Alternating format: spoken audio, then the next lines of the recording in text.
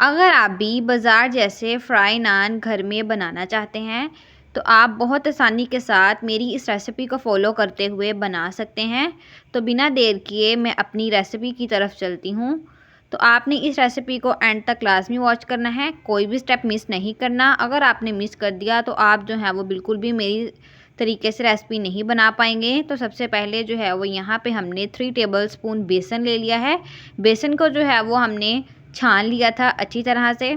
आपने जो है वो कटोरी को साफ़ करना है ताकि कुछ भी मटेरियल बिल्कुल भी वेस्ट ना हो।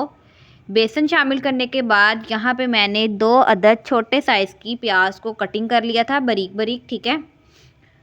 इसके बाद आपने यहाँ पे प्याज शामिल कर देना है।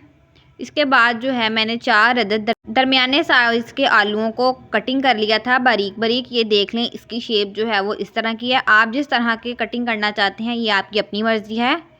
आपने जो है वो इन तीनों चीज़ों को अच्छी तरह से मिक्स करना है ताकि जो है वो बेसन अच्छी तरह से इसमें मिक्स हो जाए। इसके बाद जो है यहाँ पे मैंने 2 अदद हरी मिर्च को जो है वो बारीक बारीक कटिंग कर लिया था। हरी मिर्च भी हम यहाँ पे ऐड करेंगे ताकि जो है इसके अंदर एक अच्छा सा टेस्ट डेवलप हो जाए। इसके बाद जो है यहाँ पे मैंने धनिए को भी बारीक सा कटिंग कर लिया था। धनिए को जो है यहाँ पे मैंने खूबसूरती के लिए ऐड किया है ताकि जो है वो जब नान फ्राई हो तो ग्रीन ग्रीन कलर बहुत खूबसूरत लगे। यहाँ पे जो है मैंने सारी सब चीज़ें ऐड कर ली हैं। अब नेक्स्ट हम स्पाइसेस की तरफ चलते हैं। सबसे पहले जो है हम यहाँ पे चिली सॉस 2 टेबल स्पून शामिल करेंगे। चिली सॉस शामिल करने के बाद जो है वो नेक्स्ट हम अब अपने स्पाइसेस की तरफ चलते हैं। तो स्पाइसेस में जो है वो सबसे पहले हम यहाँ पे हाफ़ टी स्पून लाल मिर्च शामिल करेंगे। लाल मिर्च शामिल करने के बाद जो है हम यहाँ पे हाफ़ टी स्पून कसूरी मेथी शामिल करेंगे। कसूरी मेथी से ये होगा कि एक बहुत अच्छी खुशबू डेवलप हो जाएगी। यहाँ पे जो है वो हम half teaspoon chilli flakes शामिल करेंगे। चिली फ्लेक्स शामिल करने के बाद जो है वो हम यहाँ पे हाफ़ टी स्पून जो है वो ज़ीरा शामिल करेंगे। ये ज़ीरा जो है वो साबुत ज़ीरा है। इन तमाम स्पाइसेस को हम बहुत अच्छी तरह से मिक्स कर लेंगे। अब इस सारे मटेरियल को जो है वो हम थोड़ा सा पानी डाल के जो है वो एक जान बना लेंगे। ज़्यादा पानी बिल्कुल भी शामिल नहीं करेंगे। इसकी कंसिस्टेंसी जो है वो मैं आपको दिखाऊंगी जब मैं इसको पूरा तौर पे मिक्स कर लूँगी। ये देखें जी, इसकी कंसिस्टेंसी जो है ना वो इतनी होनी चाहिए जितना हमारा हम पकौड़ों का सामान नहीं बनाते, ठीक है, उसमें हम थोड़ा सा ज़्यादा बेसन ऐड करते हैं। यहाँ पे जो है वो हम कम बेसन ऐड करेंगे।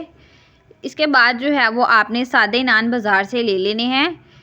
ये नान को जो है ना वो आपने पहले थोड़ा सा गीला कर लेना है, इसकी फ्रंट साइड को भी और इसकी बैक साइड को भी। इसको हमने पानी इसलिए लगाया है ताकि जब हम ये इसके ऊपर पेस्ट लगाएं, इसको हम ऑयल में फ्राई करें तो ये पेस्ट बिल्कुल भी ना खुले। मैं आपको दिखाऊंगी कि ये बहुत अच्छे फ्राई होंगे। कुछ ऑडियंस कहती है कि हम जब भी नान फ्राई करते हैं तो ये खुल जाते हैं, यानी कि इसका मटेरियल सारा उतर जाता है।